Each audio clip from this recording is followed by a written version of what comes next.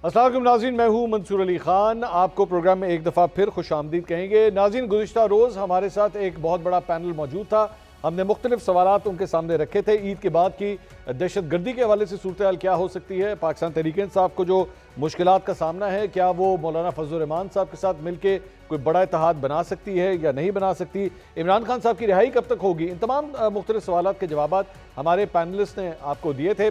आज कुछ दीगर सवालात भी उनके सामने रखेंगे। क्या पाकिस्तान तहरीक-ए-इंसाफ के सामने फॉरवर्ड ब्लॉक उनका फॉरवर्ड ब्लॉक बन सकता है? नवाज शरीफ साहब का किरदार क्या होगा? शहबाज शरीफ, मरियम नवाज, अली अमीन गंडापुर किसकी कारकर्दगी ज़्यादा बेहतर रही? और क्या वज़ीर आज़म शहबाज शरीफ साहब अपनी 5 साल मुद्दत पूरी करेंगे? इसी सवाल से बल्कि अपना आगाज़ करना चाहूँगा। अपने पैनलिस्ट के बारे में एक दफ़ा फिर आपको बता दूँ, मुजीबुर रहमान शामी साहब, रऊफ़ क्लासरा साहब, नसरुल्लाह मलिक साहब, इसार राना साहब, मुबशर लुकमान साहब, मुनीफ फारूक साहब, गरीदा फारूकी साहिबा और समीना पाशा साहिबा। तमाम जाने माने नाम हैं, बड़े नाम हैं सहाफ़त से जुड़े हुए। इन सबसे इस हवाले से गुफ्तगू करेंगे। सबसे पहला सवाल मुजीबुर रहमान शामी साहब आपसे करना चाहूँगा। हमने माजी में देखा है, बार बार कहा गया, इमरान खान साहब की जब हुकूमत थी सेम पेज की बात हुई, सब कहते थे ये 5 साल नहीं बल्कि 10 साल का प्रोजेक्ट है, ये चलता रहेगा। लेकिन फिर हमने देखा कि इमरान खान साहब भी अपनी मुद्दत जो है वो पूरी नहीं कर सके। शहबाज शरीफ साहब के बारे में भी अब यही कहा जाता है कि जनाब इससे बेहतर सेटलमेंट, इससे बेहतर केमिस्ट्री माजी में कभी नहीं देखी जो आजकल देखी जा रही है। आपको लगता है कि मौजूदा हुकूमत या शहबाज शरीफ साहब बतौर वज़ीर आज़म अपनी 5 साल मुद्दत पूरी करेंगे? शहबाज शरीफ साहब में और फौजी क़यादत में इस वक्त तो बड़ी यकजाई है और दोनों जैसे आपने कहा यकजान हैं और दो ग़ालिब हैं। और शहबाज शरीफ साहब कहते हैं कि आज तक वो जितने भी चीफ्स ऑफ आर्मी स्टाफ से मिले हैं उनमें बिल्कुल उनको मुनफरिद पाया है मौजूदा आर्मी चीफ को, जनरल आसिम मुनीर को।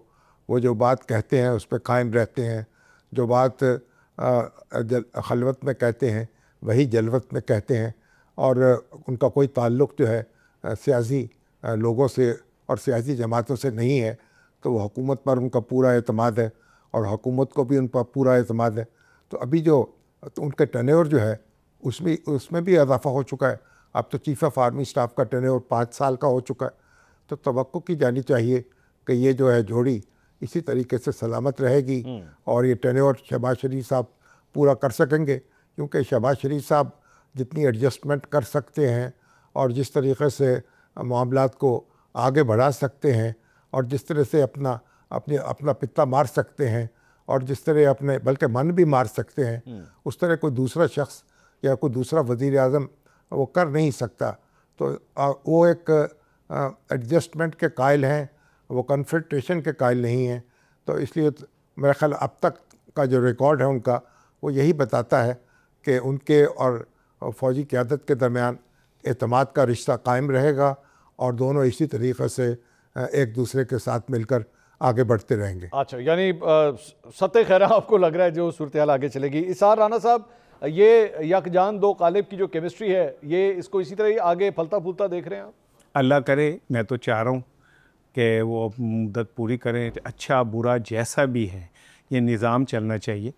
और काश हमारे सियासतदान ये समझते कि एक दूसरे की टांग खींचने के बजाय अगर सबको ये मौका दिया जाता कि 5-5 साल करें तो हो सकता है कि अवाम का जो वोट पे यकीन है वो बढ़ जाता है। लेकिन जब अवाम को ये पता है कि ये तो कभी भी कहीं पे भी कभी कुछ भी हो सकता है, तो कुछ भी हो सकता है। मियाँ साहब काला कोट पहन के पीपल्स पार्टी के वज़ीर आज़म के ख़िलाफ़ चले गए चार्टर ऑफ डेमोक्रेसी के बावजूद।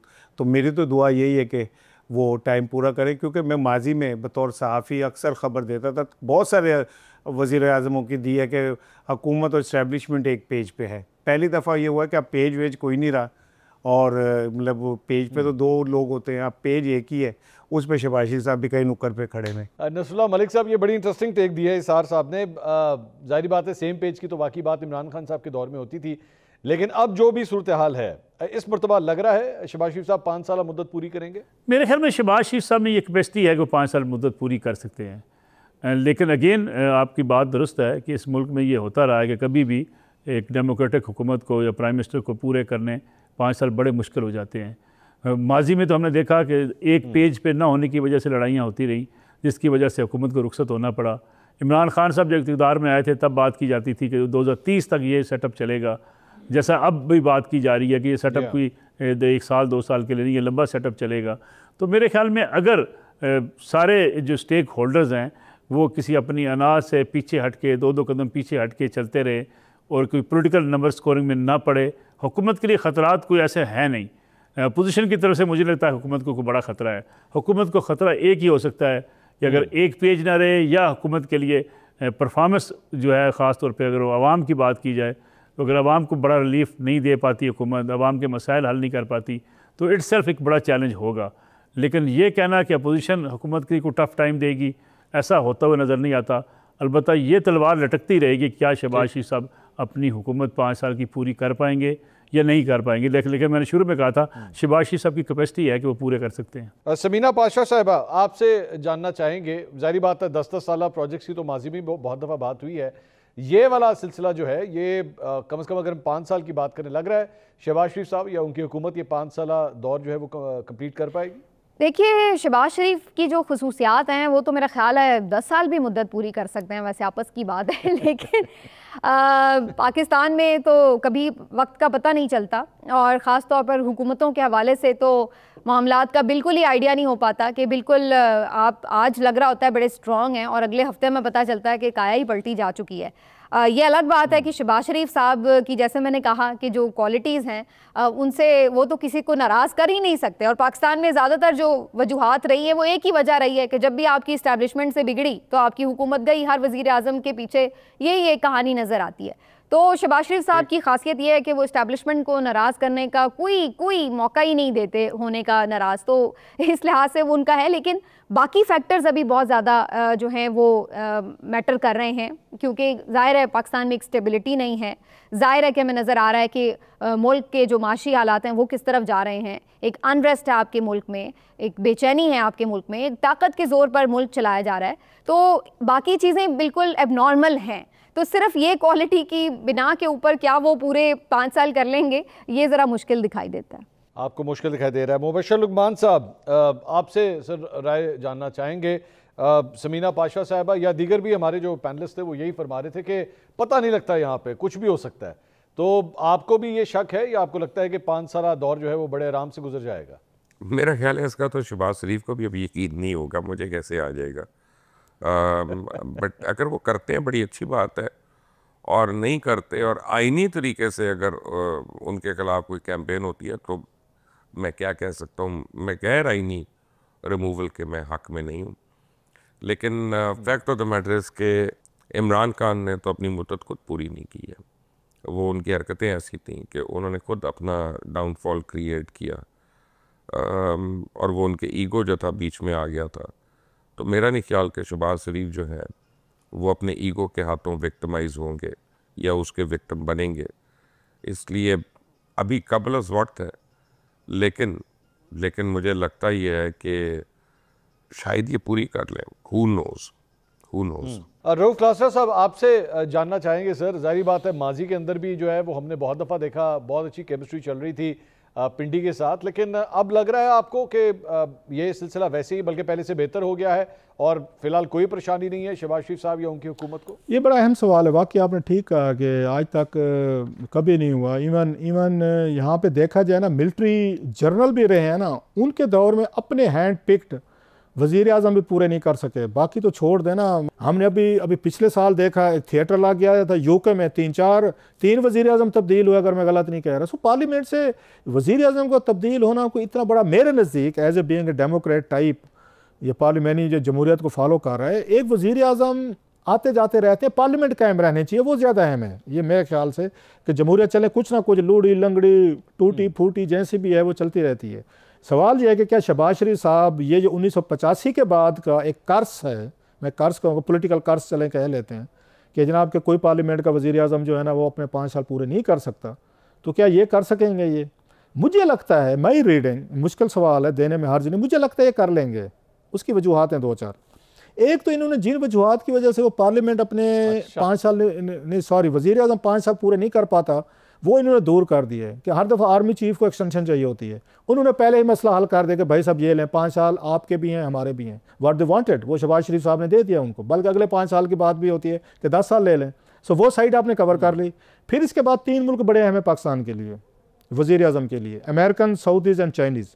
अगर ये आपके साथ खड़े हुए हैं, आपको स्टेबिलिटी है। इस वक्त हमें नज़र आ रहा है कि ट्रम्प साहब का ख़तरा था, लेकिन ट्रम्प साहब के तल्लुकात हमें नज़र आ रहे हैं वो ठीक चल रहे हैं इनके साथ। उन्होंने कोई ऐसा बात भी नहीं की और कोई उन्होंने कोई इस पर एतराज़ भी नहीं उठाया इनकी हुकूमत पे। फिर सऊदीज़ आपके साथ खड़े हुए हैं, आपकी मेरा ख्याल 6-7 मुलाकातें MBS से हो चुकी हैं शहबाज शरीफ साहब की। फिर आपने चाइना आपके साथ वो सिपैक रिवाइव हुआ है, वो भी ठीक खड़े हुए हैं आपके साथ। सो मेरा ख्याल है, मैं रीडिंग, आई डोंट नो, मैं गलत भी निकल सकता हूँ, मैं रीडिंग है, पाकिस्तान में कुछ भी हो सकता है।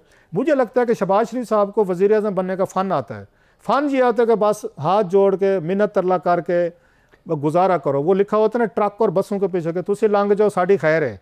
तो शहबाज शरीफ साहब तो इस पे चलते हैं कि तुसी लंघ जाओ साड़ी खैर है। तो इसलिए जो मिन्नत तरला, हाथ पाँव तरीफ शरीफ भी जैसे आप कहते हैं कर लेते हैं, रजिस्ट नहीं करना। हाँ, नवाज शरीफ साहब होते तो फड्डे होते, मैं कह देता आपको। इमरान खान साहब होते मैं कह देता, वो फड्डे करते हैं, वो अपना राइट समझते हैं कि हम प्राइम मिनिस्टर हैं और हमें एस्टेब्लिशमेंट वगैरह को कोई राइट नहीं, हमें डिक्टेट करे या ना करे, वट एवर। लेकिन शहबाज शरीफ साहब को जीना आता है, वो सर्वाइवर हैं। तो मुझे नहीं लगता कि शहबाज शरीफ साहब को कोई बड़ा ख़तरा है, लेकिन होने को कुछ भी हो सकता है, होनी तो होकर रहती है। हाँ वाकई ये तो फैक्ट है, होने को कुछ भी हो सकता है। गरीदा फारूकी साहिबा, क्या हो सकता है? जो क्लासर साहब जिस तरह बात कर रहे थे, आपको लगता है कुछ ऐसा हो सकता है कि शहबाज शरीफ साहब की हुकूमत जो है वो 5 साल अपनी मुद्दत पूरी ना करे, या आपको लगता है ये मुद्दत अपनी पूरी करेगी? हैं कवाकिब कुछ नज़र आते हैं, कुछ ये पाकिस्तान की सियासत का हिस्सा है कि आपको अपेरेंटली जो चीज़ें बहुत अच्छी नज़र आ रही होती हैं उसके पीछे उतना ही तलातम होता है, उतना ही बड़ा सुनामी होता है। लेकिन अपेरेंटली मेरा ख़्याल है कि गालिबन शहबाज शरीफ वो पहले वज़ीर आज़म बन सकते हैं इस वक्त तक। कल क्या हो जाए, 1 महीने बाद क्या हो जाए, पाकिस्तान में तो सिचुएशन जिस तरह घंटों के हिसाब से तब्दील होती है, सो कुछ नहीं कहा जा सकता। और वो एक बड़ा ज़बरदस्त सा शेर है ना कि मिजाज यार का आलम, कभी कुछ है कभी कुछ है, दिल मजरूह का मरहम, कभी कुछ है कभी कुछ है। तो यहाँ पर मिजाज यार का जो आलम है पाकिस्तान में, और आप समझते हैं कि यहाँ पर हमारा सियासत में मिजाज यार किसको कहा जाता है, वो आप बहुत बखूबी समझते हैं। तो वो कभी कुछ हो जाता है, कभी कुछ हो जाता है, जो चाहे मिजाज यार में आए, जो चाहे आपका हुस्न करिश्मा साज करे। लेकिन अभी तक तो लगता है कि यकजान दो कालिब वाला जो नारा वज़ीर आज़म शहबाज शरीफ ने लगाया है, ऐसा ही है। और let's keep it in mind, let's bear it in mind कि शहबाज शरीफ इज़ नॉट इमरान खान, और शहबाज शरीफ हमेशा से एस्टेब्लिशमेंट की पहली मोहब्बत रहे हैं। इमरान खान से भी पुराने लाडले तो शहबाज शरीफ हैं। मुझे लगता, और शहबाज शरीफ में बहुत सी चीज़ें मुख्तलिफ हैं इमरान खान से। सबसे अहम चीज़ तो ये है कि वो बड़े मफाहिमाना पॉलिसी पे चल रहे हैं, तो जो उनको सूट भी कर रही है और सबको सूट कर रही है। तो मेरा ख्याल है कि शायद गालिबन शहबाज शरीफ ये तारीख़ बना लें कि वो पहले वज़ीर आज़म बने जो अपनी 5 साल की मुद्दत पूरी कर जाएंगे। अच्छा, आप काफ़ी पॉजिटिव जो है इस सारे मामले में लग रही हैं। अब मैं अगले क्वेश्चन की तरफ जाऊंगा और वो ज़रा ऑपोजिशन के हवाले से, पाकिस्तान तहरीक इंसाफ के हवाले से बात करेंगे। ईद से पहले शेर मरवत साहब की जानिब से ये पंडोरा बॉक्स जो है वो खोला गया कि जनाब ईद के बाद उन्हें पाकिस्तान तहरीक इंसाफ में एक फॉरवर्ड ब्लॉक बनता हुआ नजर आ रहा है। वैसे बाय द वे इससे पहले वो पंजाब के हवाले से भी एक दफ़ा बात कह चुके थे कि जनाब वहाँ पर भी एक फॉरवर्ड ब्लॉक बन चुका है PTI का। लेकिन जाहिर बात है अब ये बात जो है ये फोकस कौमी असम्बली की तरफ है। माई नेक्स्ट क्वेश्चन इज़ कि क्या वाकई ऐसा मुमकिन है कि पाकिस्तान तहरीक इंसाफ के असम्बली के अंदर कोई फॉरवर्ड ब्लॉक बने? क्योंकि माजी में हमने IPP को देखा, पाकिस्तान तहरीक इंसाफ पार्लियामेंटेरियंस हमने बनते हुए देखी, लेकिन पाकिस्तान तहरीक इंसाफ के वोट बैंक को वो हिट नहीं कर सके। तो क्या लग रहा है कि ऐसा कोई फॉरवर्ड ब्लॉक बनेगा या नहीं? मेरे ख्याल में शामी साहब अगर इसका जवाब देना चाहें सबसे पहले। देखिए, तहरीक इंसाफ में एक इख्तलाफ राय तो मौजूद है, मुख्तलिफ धड़े भी मौजूद हैं, वो एक दूसरे से मुतज़ाद और मुख्तलिफ आरा भी रखते हैं। लेकिन फॉरवर्ड ब्लॉक कहाँ बनेगा? यानी कौमी असम्बली में बनेगा या बाहर बनेगा? यानी अगर कोई जमात में फॉरवर्ड ब्लॉक बनता भी है तो उसका तो कोई असर नहीं होगा। हाँ, कौमी असम्बली में अगर कोई ब्लॉक बन जाए तो उसकी सूरत हाल मुख्तलिफ होगी। लेकिन अगर कोई ऐसा ब्लॉक बनेगा भी तो मेरा ख्याल उसकी PTI के कारकुनों में पजीराई नहीं होगी, क्योंकि कारकुन तो इमरान खान साहब से जुड़े हुए हैं, उन्हीं की हदायत के पाबंद हैं, उन्हीं के इशारों पर हरकत करते हैं। तो इसलिए मेरा ख्याल अगर कोई बगावत करके खान साहब से फॉरवर्ड ब्लॉक बनाएगा तो बड़ा रिस्क लेगा, अपने मुस्तकबिल को ख़तरे में डालेगा। काफ़ी रिस्की हो सकता है। मुनीब साहब, आपकी क्या राय है सर? ये फॉरवर्ड ब्लॉक बन सकता है आपके ख्याल में पीटीआई के अंदर, जिस तरह शेरवल मरवत साहब ने कहा है? नहीं, मेरा नहीं ख्याल कि ये फॉरवर्ड ब्लॉक उस तरह से, ऑल्दो क्लेम्स बहुत से आए हैं कि फॉरवर्ड ब्लॉक बनने जा रहा है, कोशिश भी होगी बहुत से ऐसे फोर्सेस की जो इस तरह का फॉरवर्ड ब्लॉक बनाना चाहेंगे, लेकिन ऑलरेडी पाकिस्तान तहरीक इंसाफ के अंदर काफ़ी तितर बितर हर चीज़ हुई है, और इमरान खान साहब के जेल में होने की वजह से इंटरनल फाइटिंग बहुत ज़्यादा है। गंडापुर साहब कहते हैं कि उनकी टांग खींची जाती है, शेर अफजल मरवत साहब के अलहदा इशूज़ हैं, तो पार्टी के अंदर तो खींचातानी वैसे ही बहुत है। सो जो अगर कोई तहरीक इंसाफ को वैसे कमज़ोर देखना चाहते हैं या हालात अगर उनको इस तरफ ले जा रहे हैं, तो वो तो एक आइडियल सिनारियो ऑलरेडी उनके लिए है कि तहरीक इंसाफ के अंदर बहुत सी तोड़ फोड़ है, और ये उस वक्त तक जारी रहेगी जब तक इमरान खान साहब जेल में रहेंगे। अच्छा, रऊफ क्लासरा साहब, सर आपसे राय लेना चाहेंगे। हमने माजी में देखा है मुख्तलिफ फॉरवर्ड ब्लॉक्स बनते रहे हैं, चाहे परवेज़ मुशर्रफ साहब के दौर से अगर आप शुरू करें, पीपल्स पार्टी में भी बना, अब मुस्लिम लीग नून से फॉरवर्ड ब्लॉक जो है वो बनाया गया, तो ये सिलसिला तो आगे चलता रहा है। अब आपको लग रहा है कि पीटीआई के हवाले से जो खबरें आ रही हैं फॉरवर्ड ब्लॉक बनने की, ये बन सकता है या नहीं? क्यों बनाएंगे, मतलब कौन बनाना चाहेगा? उन्होंने पार्टी में, अब क्या इस बेचारी पार्टी में जान रहने दी, उन्होंने इतनी कमज़ोर हो चुकी है कि ये हुकूमत के लिए क्या खतरा है, मुझे बताएं ज़रा। मतलब व्हाट कैन दे बेचारे डू? हुकूमत को या एस्टेब्लिशमेंट को किसी जगह से मुझे नहीं खतरा लग रहा कि उन्हें ज़रूरत है कि इनकी पार्टी के बंदे तोड़ें और फॉरवर्ड ब्लॉक बनवाएं और बदनामी लें। क्यों बनाएं भाई? मतलब इस वक्त ऑलरेडी उनके पास, उस दिन मैंने देखा जब ये सदर जरदारी साहब की तकरीर थी, I was present in the house, 40-50 लोग थे सारे, 60 होंगे शायद ज़्यादा अगर मैं कह दूँगा। वो कहते हमारे तो 120 लोग थे, बाकी लोग किधर हैं? वो तो आ नहीं रहे, वो आपके साथ खड़े नहीं हो रहे।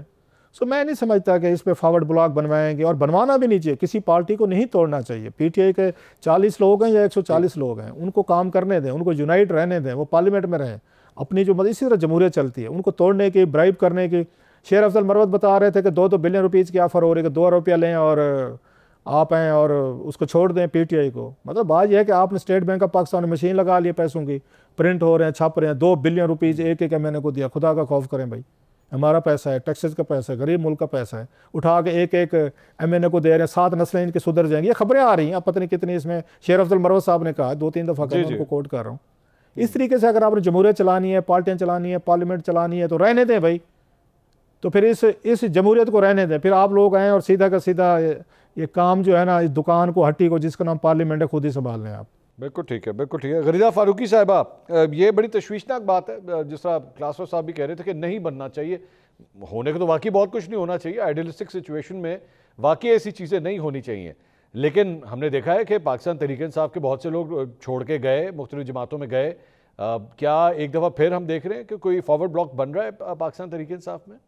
फॉरवर्ड ब्लॉक ऑनेस्टली मैं आपको बताऊं, मुझे अभी पीटीआई में फॉरवर्ड ब्लॉक बनता हुआ नज़र नहीं आता, बिकॉज उस फॉरवर्ड ब्लॉक का कोई मुस्तकबिल नहीं होगा। यहाँ वहाँ हेयर एंड देयर छोटी मोटी चीज़ें आपको, छोटी मोटी डिफ्लेक्शंस आपको नज़र आती रहेंगी, डिफेक्शंस आपको नज़र आती रहेंगी, जैसी हमने देखी कि 26वीं तरमीम के मौके पे कुछ पार्लियामेंटेरियंस जो हैं वो पीटीआई से अलग हो गए, लेकिन उसके बाद कहाँ गया वो? गोशाए गुमनामी में चले गए।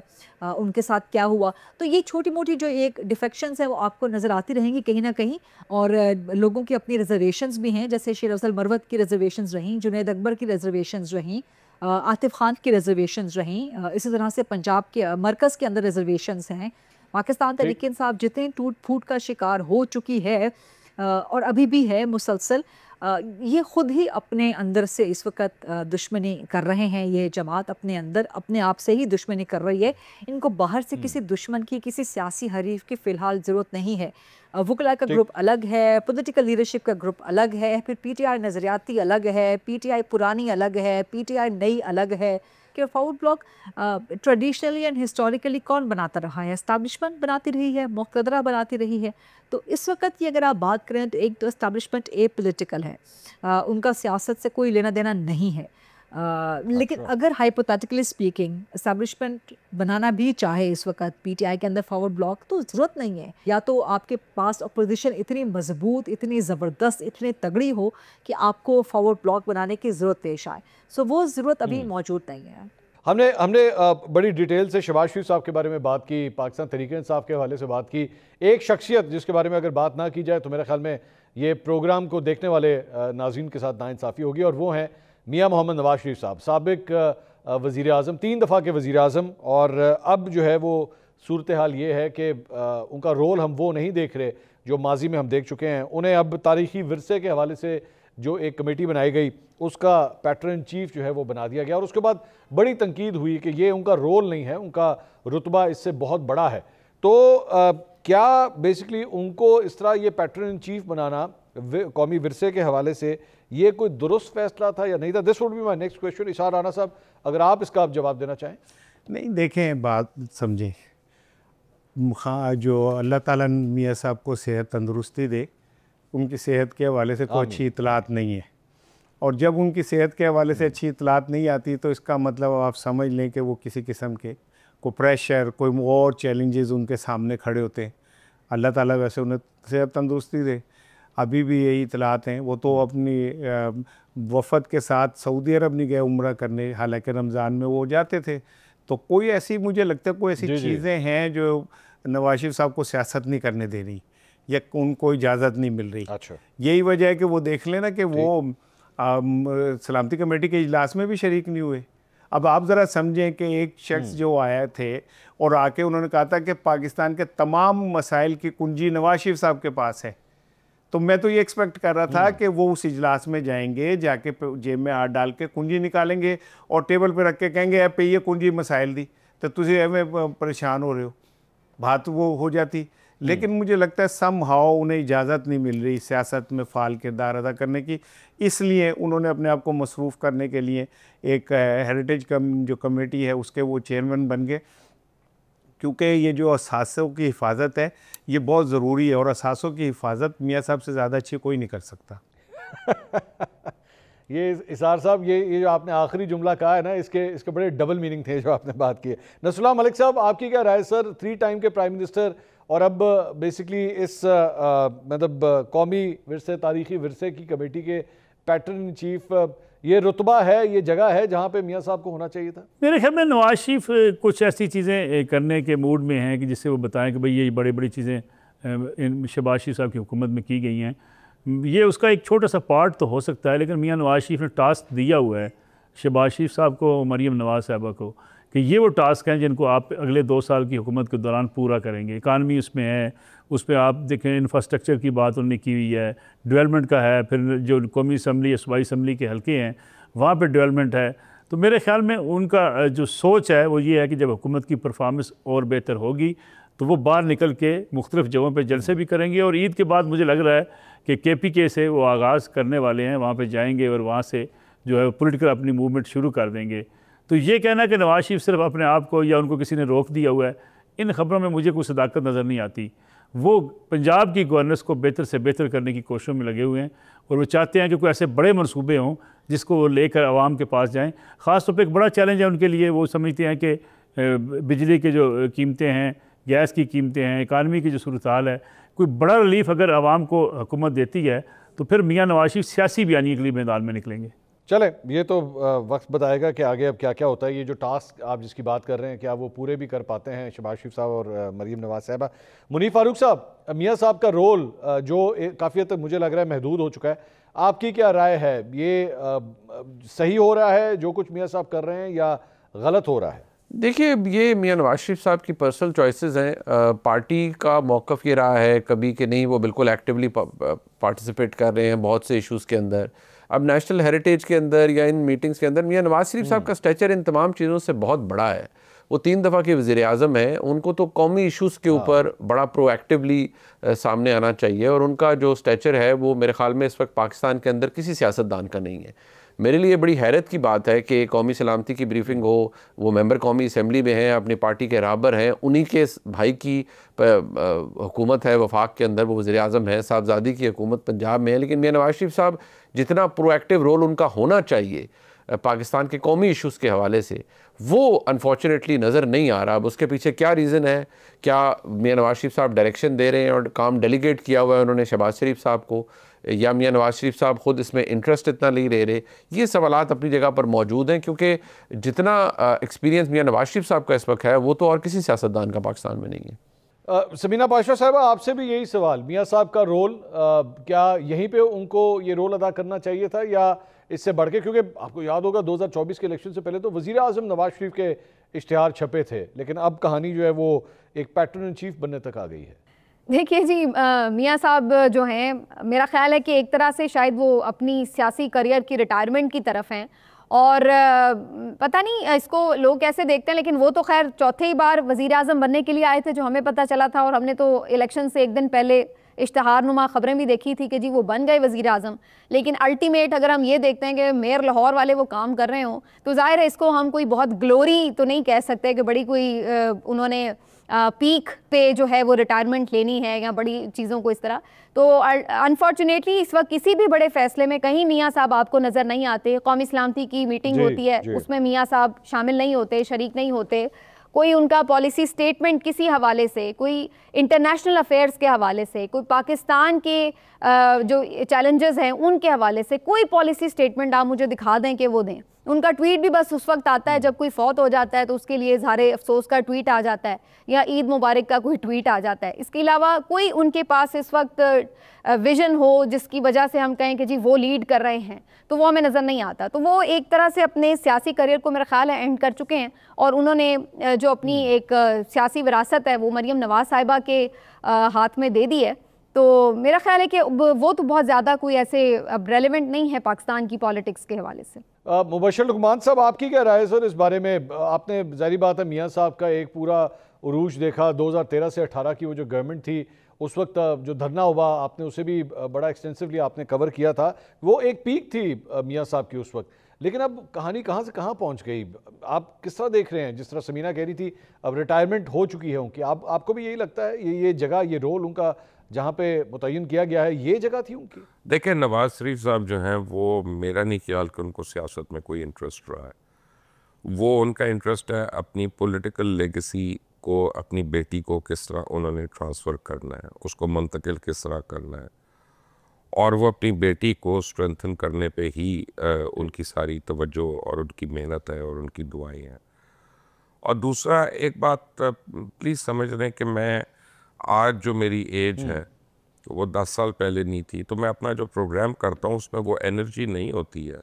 मैं जितना मर्ज़ी चाहूँ, जो 10 साल पहले मेरी एनर्जी थी या 12-15 साल पहले जो एनर्जी थी, तो मियाँ साहब की भी एक उम्र हो गई है। एक उम्र जो होती है ये बड़ी खौफनाक चीज़ होती है जब बढ़ रही होती है, तो ये इंसान का एनर्जी लेवल ड्रेन कर लेती है। उसकी ख्वाहिशात जो हैं वो उसकी उम्र के साथ साथ बदलती रहती हैं।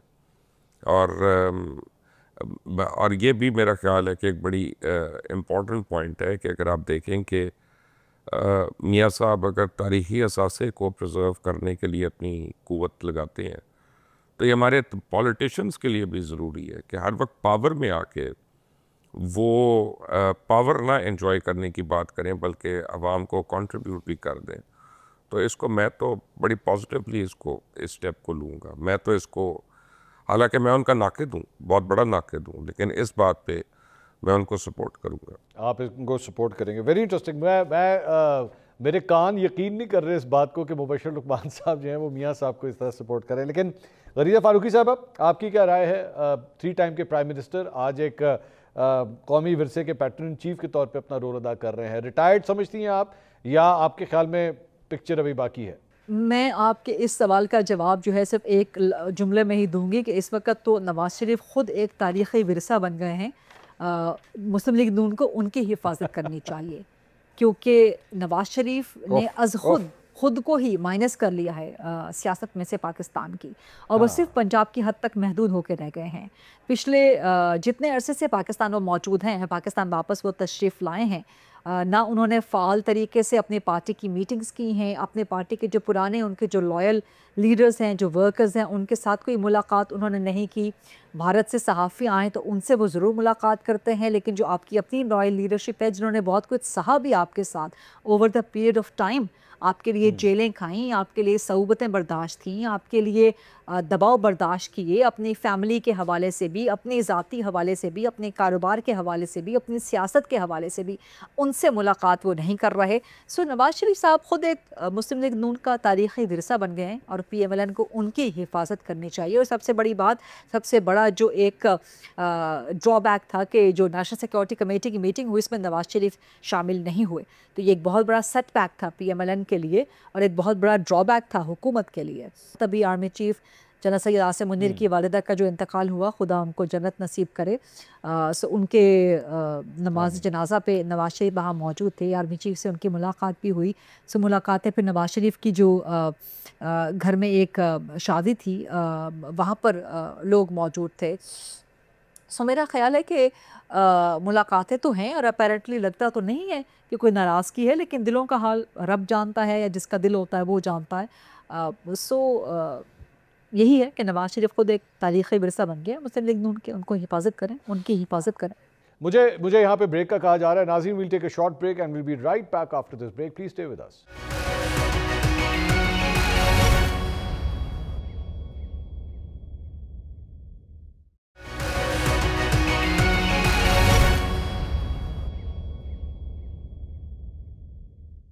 नाज़रीन, welcome back after the break. ये खुसूसी प्रोग्राम आप इस वक्त देख रहे हैं। मौजूदा हालात हाज़रा के हवाले से हमारे सवालात अपने पैनलिस्ट के सामने हम रख रहे हैं। अगले सवाल की जाने पड़ते हैं। मैं अब इस खुसूसी प्रोग्राम के आखिरी सेगमेंट की तरफ आ रहा हूँ और ये बड़ा इंटरेस्टिंग सेगमेंट है। आम तौर पर लोग जो हैं वो अपनी अपनी राय रखते हैं मुख्तलिफ हुकूमतों की परफॉर्मेंस के हवाले से।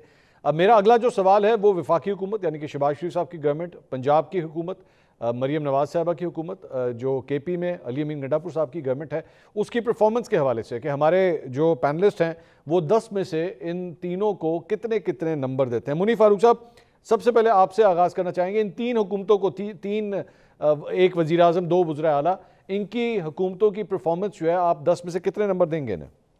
देखिए, गंडापुर साहब की कारकर्दगी अभी तो 1 साल हो गया है। अगर मैं गंडापुर साहब से शुरू करूं तो गंडापुर साहब की या तो उनकी अचीवमेंट्स को पब्लिक नहीं किया गया, लेकिन कोई तरीक़ को खातिर खा को ज़बरदस्त परफॉर्मेंस तो उनकी नहीं है। तो on a scale of 1 to 10, 10 being the highest, मैं समझूंगा कि उन्हें 5 या 6 नंबर मिल जाने चाहिए। लेकिन मुझे लगता है कि शायद थोड़ी प्रोजेक्शन की कमी भी है। लेकिन गंडापुर साहब का क्योंकि सारा जोर वफाक पर चढ़ाई में रहा है और मेजर इश्यूज़ हुए हैं, कोई ऐसे इनिशिएटिव्स वो नहीं ले सके जिससे को सूबे को बहुत फ़ायदा होता, लिहाजा मैं नहीं समझता कि उनकी कारकर्दगी को बहुत अच्छी है। मरियम नवाज शरीफ साहिबा का जो एजेंडा है एज ए चीफ मिनिस्टर वो बिल्कुल पैक्ड रहा है। बेशुमार इनिशिएटिव्स हैं, प्रोजेक्शन भी बेशुमार है और बड़ा उसके ऊपर ख़र्च भी किया गया है। लेकिन मरियम नवाज शरीफ ने कम से कम 1 साल के अंदर अपने जो डिट्रैक्टर्स थे उनको तो गलत साबित कर दिया है कि हैंड्स ऑन गवर्नेंस है, बहुत से इश्यूज़ के ऊपर काबू पाया हुआ है, बहुत सारी चीज़ों में उनकी पर्सनल इन्वॉल्वमेंट है। तो on a scale of 1 to 10 मैं समझता हूँ कि सेफली आप उन्हें 8 नंबर तो दे सकते हैं 10 में से। शहबाज शरीफ साहब के क्रेडिट पे 2 चीज़ें हैं। पहले तो स्टेंट उनका ये था कि उन्होंने पाकिस्तान को डिफ़ॉल्ट से बचाया, वो उनको क्रेडिट है। और 1 साल के अंदर जो इकनॉमिक टर्न अराउंड हुआ है वो शहबाज शरीफ साहब को उसका क्रेडिट जाता है।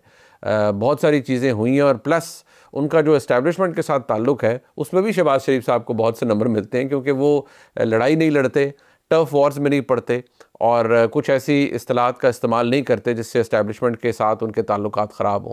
तो शहबाज शरीफ साहब की परफॉर्मेंस भी सेफली आप 8 नंबर दे सकते हैं 10 में से। अब शामी साहब, आपसे सर ये जो 3 अहम ओहदेदार हैं इनकी परफॉर्मेंस के ऊपर आप कितने मार्क्स देंगे 10 में से? देखिए, अब मैं तो कोई मुम्तहिन नहीं हूँ, इसलिए मैं कोई नंबर तो नहीं दे सकता। लेकिन शहबाज शरीफ साहब की जो हुकूमत है उसने पेशरफ्त तो की है।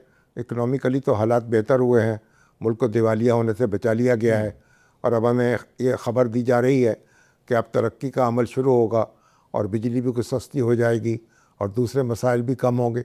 तो अब देखते हैं कि दूसरे साल में वो क्या कार-ए-नमाया सर अंजाम देते हैं। जहाँ तक मरियम नवाज शरीफ का ताल्लुक़ है, वो हर रोज़ कोई नया प्रोजेक्ट है उसका ऐलान करती हैं, कोई एक नई उम्मीद बंधाती हैं और जो सर्वे हो रहे हैं, ओपिनियन पोल हो रहे हैं, उनमें तो वो उनको एक तरजीह हासिल है दूसरे वज़ीर आला के मुकाबले में, अली अमीन गंडापुर के मुकाबले में, ठीक, जो उनको ज़्यादा तायीद और हमायत हासिल है। और पंजाब के जो लोग हैं, जो उनकी कॉन्स्टिट्यूंसी है, उसमें उनकी जो मसाई हैं उनको बेहतर नज़र से देखा जा रहा है। अगरचे के मुखालफिन भी बहरहाल अपनी जगह मौजूद हैं और वो भी कोशिश कर रहे हैं, लेकिन अली अमीन गंडापुर जो हैं वहाँ तो देखें एक दहशत गर्दी है, सूबे में अमन अमान का मसला दरपेश है। अपनी सी कोशिश तो वो कर रहे हैं, लेकिन एक मुंतज़िम के तौर पर कोई अपना नक्श जमा नहीं सके अभी तक वो। तो बहरहाल दोनों जमातें जो हैं उनके अपने अपने हलक़े हैं और अभी बल्दियाती इंतखाबात अगर होंगे तो फिर उनसे पता चल सकेगा कि कौन सी जमात जो है उसने कितना पेशकदमी की है और कितना उसको सेटबैक हुआ है। मार्क्स नहीं दिए शामी साहब ने, चलें ठीक है। इसार राना साहब, आपकी क्या राय है सर, कितने मार्क्स देंगे मरियम नवाज़, अली बिन गंडापुर और शहबाज शरीफ साहब की गवर्नमेंट को? हाँ जी, हमारे ना हम वो कौम है जिन्हें कभी भी दो अच्छों में से एक अच्छे का इंतखाब करने की सलाहियत की फैसिलिटी नहीं होती। आप बाहर चले जाएं, वहाँ मुकाबला दो अच्छों में होता है, जो जिसमें से हम वो लोग किसी एक बड़े अच्छे को कर लेते हैं। हमारे पास नैलों का मुकाबला होता है जिसमें से हमने कम नैले को मुंतखब करना होता है। जो केपी में जिस तरह के मेरे अहले केपी जिस दहशतगर्दी का शिकार है, अल्लाह ताला उनकी हिफाजत फरमाए, तो वहाँ पे तो जो भी हो वो कम है। लेकिन इसके बावजूद मैं उनका सुन रहा था कि वो उनका क्लेम है कि हमने तो पता नहीं 16 अरब के 1600 अरब बचाए हैं और उन्होंने तो टैक्स भी ज़्यादा इकट्ठा किया है। हाँ, उनकी सबसे बड़ी नाअहली है कि उन्होंने अच्छा सप्लीमेंट नहीं दिया। 60-70 सफ़ा को सप्लीमेंट देते, टीवी पे लंबी एक कैंपेन करते तो शायद बहुत अच्छा होता। या वो भी किसी पार्क में अकेले ही चले जाते, एक अकेली बच्ची बैठी होती उसके पास अकेले ही जाके बैठ जाते और जाके उससे बातें करने लगते। कोई मतलब उनके पास लगता है को अवाम में पॉपुलरिटी के ना इतने गिमिक्स उनके पास मौजूद नहीं। कोई आप मशवरा दे दें तो नहीं, तो फिर आप उनको कहीं साराना से बात कर लो। तो ये कारकर्दगी में इनमें क्या करूं जब किसी की कारकर्दगी है ही नहीं। मैं तो ना केपीके की कारकर्दगी को समझता हूँ ना विफाक की। मेरे नज़र में कारकर्दगी खान साहब ये है कि जिस दिन इस पाकिस्तान का एक आम आदमी, वो ठेले वाला हो, वो कारखाने में काम करने वाला हो, वो खेतों में काम करने वाला हो, वो स्कूल में पढ़ाने वाला हो, जिस दिन वो मुतमईन हो गया ना, या मुतमईन ना भी हो, वो सिर्फ ये कहते कि मेरी ज़िंदगी में कुछ बेहतरी आ गई है, यार मुझे सुकून का सांस मिला, यार मेरे बच्चों की फीस जमा हो रही है, यार मेरा बच्चे स्कूल से नहीं उठाया जाएगा, यार मैं अपनी बेटी को बाइज़्ज़त तरीके से उसकी शादी कर सकता हूँ, तो फिर मैं समझूंगा कि हाँ कुछ बेहतरी हुई। अदरवाइज आप कलर एडिशन छापे जाएँ, टिका के छापे जाएँ, उससे मैं या कोई और मुतमईन हो सकता है, लेकिन इसार राना नहीं हो सकता। इसार राना साहब मुतमईन नहीं हो सकते। मुबशर लुकमान साहब, मुतमईन कितने हैं, वो मुतमईन होते हैं या गैर मुतमईन हैं? मार्क्स जानना चाहेंगे मुबशर साहब, शहबाज शरीफ साहब, मरियम नवाज साहब और गंडापुर साहब की कारकर्दगी पे। जहाँ तक गंडापुर का ताल्लुक है तो गंडापुर को तो मैं सीरियस लेता ही नहीं हूँ। वो he make statements and then he goes to sleep. Maryam Nawaz की सिर्फ एक बात को, कई बातें जो हैं वो तो ऑप्टिक्स के लिए होती हैं, लेकिन एक बात की वजह से मैं मरियम नवाज़ को बहुत ज़्यादा पॉइंट्स देता हूँ, और वो मैंने देखा है कि एंटी एनक्रोचमेंट ड्राइव जो PMLN ने शुरू की, और ख़ासतौर लाहौर में, और ये सारे वो इलाके हैं जो PMLN के गढ़ हैं, हमेशा से गढ़ हैं। तो अगर मरियम नवाज़ अपनी किसी विजन को पूरा करने के लिए अपने वोटर्स का भी लिहाज नहीं कर रही, तो इसका मतलब है वो हकीकी मानों में लाहौर के लिए सीरियस है। और इस एक कैंपेन की वजह से मैं उनको फुल मार्क्स दूंगा, और उनकी बाकी कैंपेन्स हैं अल्लाह ताला करे कि वो अच्छी हों, लेकिन ये जो है ये विजिबल है।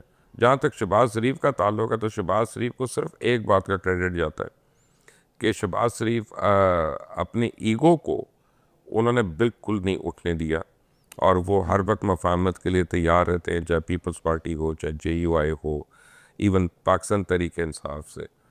सो हमें इस टाइम पे ऐसा ही आदमी चाहिए जो मफाहमत करता रहे। फ़र्क यह है कि शहबाज शरीफ जो हैं उनकी जो अपनी परफॉर्मेंस है वो इतनी ऐसी नहीं है कि जिसके ऊपर हमको कसीदे लिखें। मसलन जो आप उनके वज़रा की तादाद देख लें, गवर्नमेंट का ख़र्चा नहीं कम कर सके, जो हमारी फालतू की वजारतें हैं वफाक में, और तकरीबन कोई मेरा ख्याल है कि दर्जनों डिपार्टमेंट्स हैं जिनको 18th अमेंडमेंट के बाद बंद हो जाना चाहिए, और वो नेशनल एक्सचेकर के ऊपर बोझ है, वो नहीं कर सके अभी तक, क्योंकि वो ब्यूरोक्रेसी के भी हाथों पे कॉम्प्रोमाइज्ड है।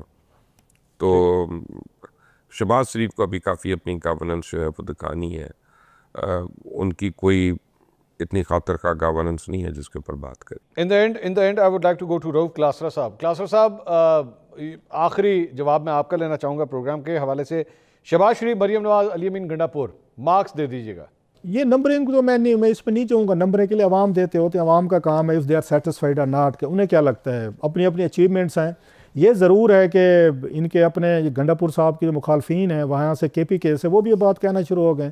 सिंध से आपको याद होगा ताजरू ने कहा था, जिस पर नाराज़ भी हो गए थे बिलावल भुट्टो साहब, उन्होंने कहा एहसन इकबाल को शायद कहा था कि हमारा चीफ मिनिस्टर मुराद अली शाह ले जाएं, मरियम नवाज़ हमें दे दें। ये आपके सामने है।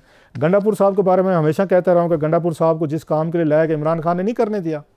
जब आप अपने चीफ मिनिस्टर को रोज़ाना डांग सोटे पे लगा देंगे, बंदे इकट्ठे करो, गाड़ियाँ इकट्ठे करो, पैसे इकट्ठे करो, खाने पीने का इंतज़ाम करो, ट्रक लो, ट्रॉली लो, टब्बर घेर लो, कंटेनर लो, बंदे उठाओ, असला लो, पहुँचो, आज लाहौर पे चढ़ाई करनी है, आज इस्लामाबाद में चढ़ाई करनी है, आज हमने महमूद गजनवी के 7 हमले हो गए हैं, 10 अभी रहते हैं। जब इस काम पे आप अपने चीफ मिनिस्टर को लगा देंगे, उसका क्या कंपैरिजन करूँ मैं, मुझे समझाएं ज़रा, क्या मैं उनका क्या बताऊँ। कोई एक प्रोजेक्ट, कोई बड़ी कोई अचीवमेंट उनकी आप बताइए। ये अचीवमेंट है कि हर दफ़ा आते हैं, ये मैं नहीं कह रहा, सलमान अकरम राजा साहब ने कहा था, बड़ी मज़े की बात की थी। वहाँ का भाई साहब ये आते थे ना वहाँ पे अली अमीन गंडापुर साहब को 8-10 हज़ार बंदा लेकर, उन्होंने कहा भाई साहब 8-10 हज़ार बंदे से इनकलाब नहीं आता, कम से कम 3 लाख बंदा चाहिए। 3 लाख बंदा तो इमरान खान कभी नहीं ला सके, 30-40 हज़ार से बंदा वो कभी अपने जुलूस के साथ नहीं इकट्ठे कर ले, तो गंडापुर बेचारा कहाँ से लेकर आता। इतनी तो KPK की आबादी नहीं है, जितने उन्होंने बंदे मांग लिए, कितने बंदे निकाल के लाएँ। तो सलमान अकबर राजा ने कहा था भाई साहब 3 लाख बंदे से इनकलाब आएगा, ले आए। उसने कहा जनाब हर दफ़ा आप 8-10 हज़ार बंदा ले आते हैं, आगे पुलिस लॉ इन्फोर्समेंट एजेंसीज करती है, उन बेचारों को मारती हैं, पीटती हैं, उन पे गोलियां चलती हैं, उन पे आंसू गैस होती है, 2-3 हज़ार बंदा जो है वो ज़ख्मी हो जाता है, 2-3 हज़ार बंदा जो है वो गिरफ्तार होता है, 3-4 हज़ार भाग जाता है, और गंडापुर साहब फिर 1 हफ्ते बाद 10 हज़ार बंदा और ले आते हैं जी इनको पकड़े। अभी पहले वाले जेल में पड़े हुए हैं, और आगे 3-4 हज़ार बंदा दे जाते हैं पुलिस वालों को, ये लें इनको भी पकड़ लें। ये सलमान अकबर राजा साहब की इसी से मिलती जुलती गुफ्तगू, इंटरप्रिटेशन मैं अपनी खुद कर रहा हूँ। तो उसकी परफॉर्मेंस का मैं क्या जायज़ा लूँ, मुझे समझाएं। पंजाब जैसे भी है, we have been very critical Maryam Nawaz साहबा की, उनकी लेगेसी की, एक डायनेस्टिक पॉलिटिक्स की, फैमिली पॉलिटिक्स की, और बहुत सारी चीज़ें हैं। महंगे ब्रांड जो मेरा ख्याल है चीफ मिनिस्टर साहबा को, एक गरीब सूबे के अवाम को, या कोई भी गरीब से हट के पाकिस्तान इस तरह का नहीं है, एक वज़ीर आला को हमेशा सादगी और सादा लिबास में नज़र आना चाहिए, सादा उनके पास चीज़ें होनी चाहिए। खुदा न खास्ता हमको जेलस नहीं हो रहे, मैं बता रहा हूँ जब आप किसी उस पे पब्लिक पोजीशन पे आते हैं तो ख़ुद को ज़रा थोड़ा सा आवाम के सामने हम्बल और सादगी से रखते हैं, जो रखना चाहिए था। इस चीज़ में उन्होंने वो शायद वो ख्याल नहीं किया, केयर नहीं की। लेकिन कुछ ना कुछ पंजाब में हमें कोई हरकत होती नज़र आती है, कोई प्रोजेक्ट्स नज़र आते हैं, कोई ना कोई कहीं पे। सफाई को देख लें भाई, तजावज़ात को देख लें, छोड़ दें जी बाकी चीज़ों को, बाकी अच्छा हुआ बुरा हुआ हो रहा है, अभी 1 साल हुआ है, हम उनका क्या कंपैरिजन करें। कम से कम इन 2 चीज़ों को देख लें, लोगों को कुछ चीज़। अभी पिंडी में मैं गया था रात को, पहले हम रात को जाते थे गंद होता था, अब हमें कुछ सफाई नज़र आना शुरू होती है। तो ये भी अगर मुझसे पूछे 1 साल में कुछ गंद साफ़ कर दिया, कुछ तजावज़ात हटा दी, कुछ सफाई करवा दी, ये भी बढ़िया जवाब मुझसे पूछे ना, ये भी बहुत बड़ा कारनामा है, बहुत बड़ा काम है। थोड़े से शहर आपको इंसानों वाले नज़र आ जाएँ, कोई फुटपाथ नज़र आ जाए, कोई सब्ज़ा नज़र आ जाए, कोई कहीं पे कोई आपको अब सफाई नज़र आ जाए, अच्छा व्यू नज़र आ जाए, कोई एस्थेटिक सेंस भी कोई चीज़ होती है। कुछ अच्छा हमें कोई नज़र भी आ रहे होते हैं, कोई सड़कों के मंसूबे बन रहे हैं, कोई प्लानिंग हो रही है, कोई टेंडर हो रहे हैं। ई टेंडरिंग में मैंने देखा है 120-25 हज़ार रुपया बच्चे आपको, जो पहले आपके MPs वगैरह जो हैं वो लेते, कमीशन सारे तो नहीं लेते थे, अच्छे लोग भी होते हैं, जो कमीशन में पैसा जाता था ई टेंडरिंग की वजह से कुछ 100-150 रुपया बचा है आपको। सो ये कुछ चंद चीज़ें हैं नज़र आती हैं कि कुछ ना कुछ पंजाब में होता हुआ नज़र आपको आता है। अब एग्जीक्यूशन कैसे होती है आगे देखेंगे, आंख रखेंगे कि काम ठीक हो रहा है या नहीं हो रहा। We will keep on watching it. बिल्कुल बिल्कुल, थैंक यू सो मच, बहुत बहुत शुक्रिया मेरे तमाम पैनलिस्ट का। आपकी राय बड़ी हमारे लिए इंपॉर्टेंट है। नाज़रीन, हमारे पैनलिस्ट की गुफ्तगू आपने सुनी, मुख्तलिफ क्वेश्चन हमने उनके सामने रखे, हालात हाजरा के हवाले से, आने वाले दिनों के हवाले से क्या हो सकता है, इमरान खान साहब हो, नवाज शरीफ साहब की पोजीशन हो, या मौजूदा हुकूमत क्या अपनी वो कारकर्दगी की बुनियाद पे 5 साल पूरे कर सकती है या नहीं। आपने हमारे मेहमानों की राय जानी, आप भी अपनी राय का इजहार जो है वो कर सकते हैं। इंशाल्लाह अगले हफ्ते आपसे एक और प्रोग्राम में दोबारा मुलाकात होगी। अल्लाह हाफ़िज़।